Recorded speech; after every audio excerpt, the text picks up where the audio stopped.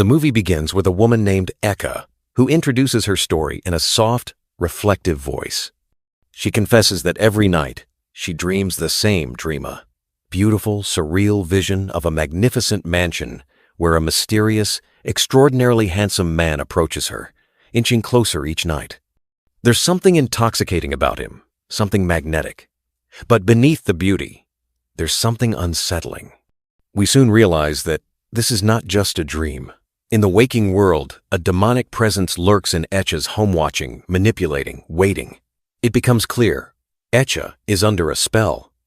A demon has cast its shadow over her life, and she is slowly slipping away into its grasp. Night by night, dream by dream. That night, Echa wakes up from the dream feeling strangely happy and comforted, her heart fluttering from the lingering illusion.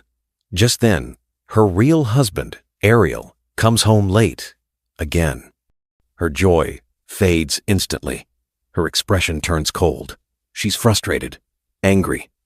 "You're always late these days," she tells him sharply. As Ariel tries to put his things away, trying not to provoke her further, we see it's not him who's making a mess. A demonic hand, invisible to the couple, throws things around, undoing Ariel's efforts. The next morning, Eka drags herself to work. At lunch, she confides in her friend, "Ariel's changed. He doesn't care anymore. He doesn't even look at me the way he used to." Her friend listens patiently and gently counters, "Maybe he feels the same about you. You don't talk to him like before. You don't dress up for him anymore. You've stopped being you." She advises Eka, "If you want his attention, try showing him the version of you he fell in love with. Be ready for him tonight. Talk sweetly. Make the first move." Meanwhile, Ariel is also burdened. At work, he opens up to his senior, admitting that things are falling apart at home. "Echa's always upset with me. I feel like she's slipping away." His senior nods knowingly and gives him simple advice. Go home, sit with her, talk, listen. Sometimes a kind word saves what years of effort can't. Both Echa and Ariel are trying, but neither knows the truth. A darker force is standing between them. That night, when Ariel returned home, he was pleasantly surprised to see Echa beautifully dressed with a warm smile on her face. She spoke kindly, her tone soft, as if they were rediscovering the love they once had. The evening passed in warmth and laughter. Eka had finally gotten the moment she'd longed for. Ariel, too, felt happy to be close to her again. But lurking in the shadows, invisible to their eyes, the demon watched them closely. It was never far. Later, as Echa drifted off to sleep, she once again found herself in the dream. The same grand house, the same handsome man. Only this time, his expression was filled with fury. "You cannot escape my control," he growled. Echa's eyes snapped open in terror. Her heart raced.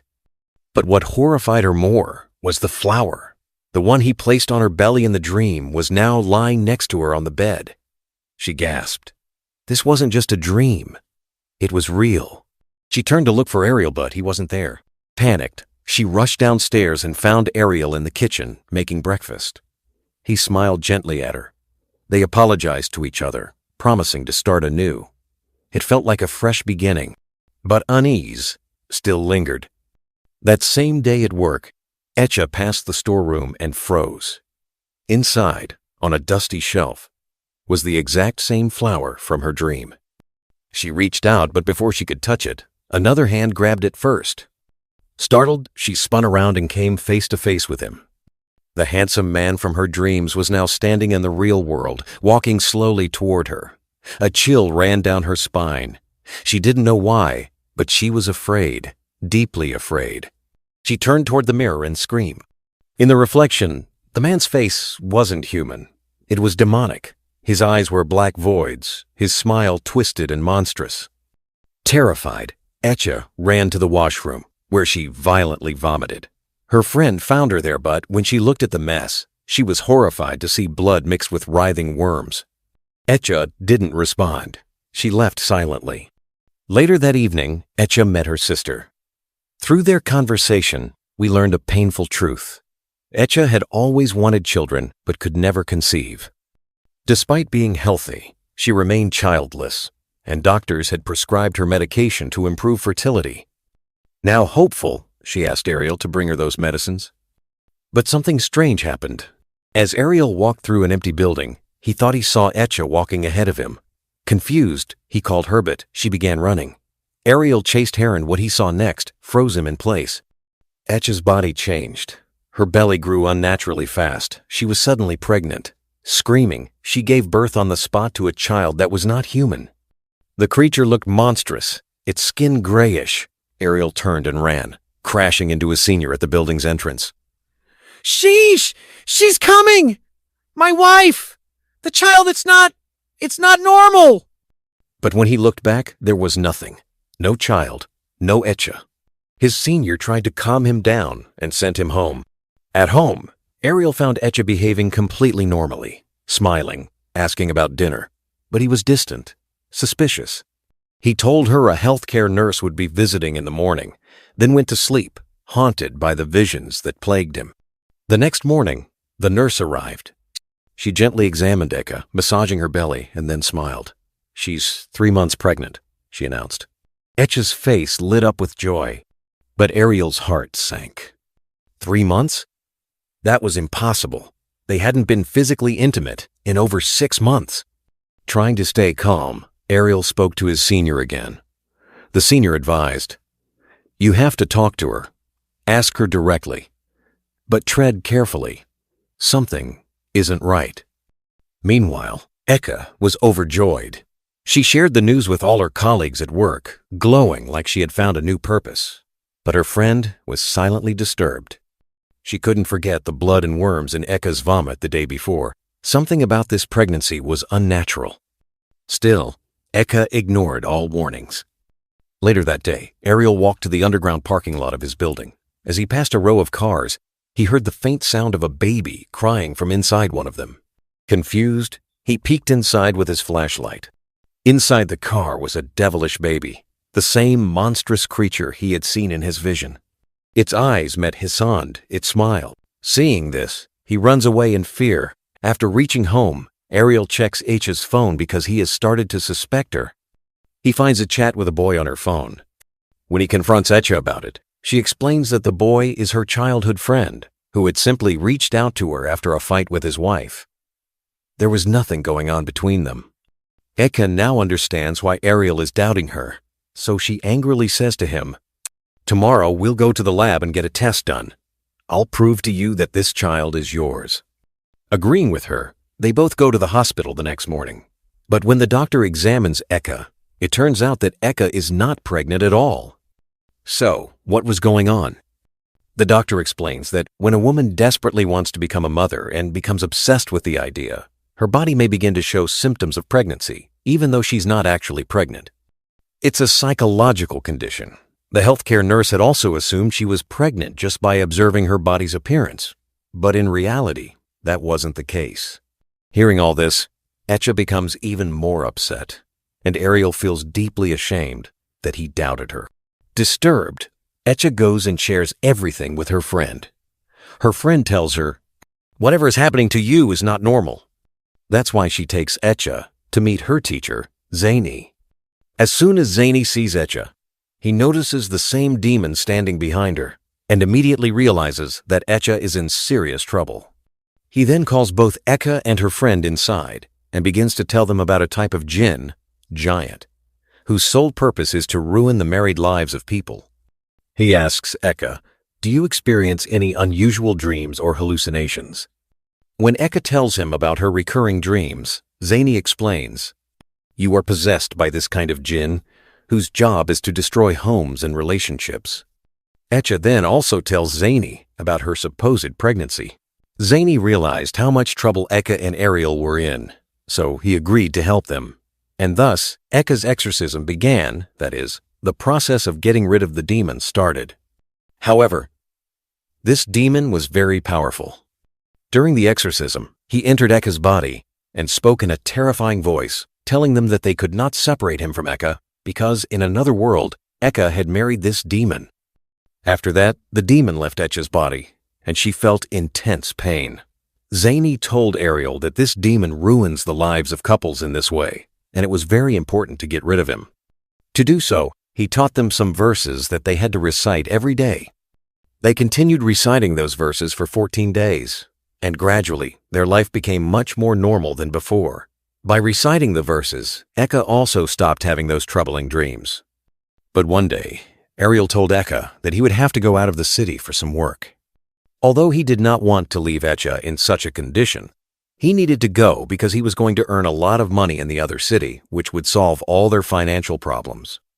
Eka told Ariel that he should go and assured him she would take care of herself. After Ariel left, Eka recited the same verses and fell asleep. But that night, a strange presence returned to her house. The giant had come back, intending to take advantage of Ariel being away from Eka. The next morning, when Eka left for work, she noticed that the eyes of all her colleagues had changed. They started moving toward her in a frightening manner, speaking in mysterious voices, saying, "Eka, you cannot leave me." Eka became very scared of all these things, so she called her sister home that night. Eka told Ariel over the phone about everything that had been happening to her.